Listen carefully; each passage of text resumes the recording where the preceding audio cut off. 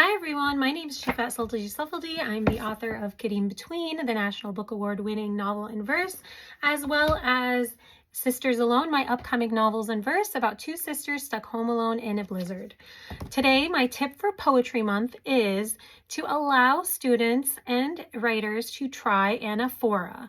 Anaphora is a type of poetry that is pretty simple to do, and it looks sort of fancy and adds to rhythm of line.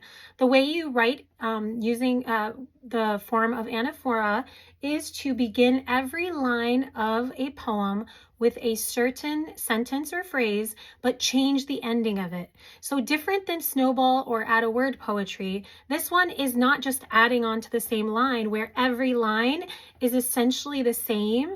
This is only the beginning of the poem is the same, but the end of the poem has differences. And what that does is really highlights emotion and rhythm. And then you can even break up the anaphora to really bring the point of the poem home.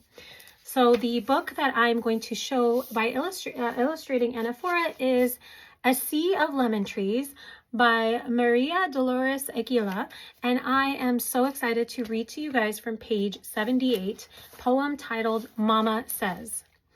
Mama says, son tiempos difíciles. I'm sorry for my mispronunciation. And we must always help our neighbors. Mama says, juntos salimos adelante. And we must always help our neighbors. Mama says, uno nunca sabe. And we must always help our neighbors.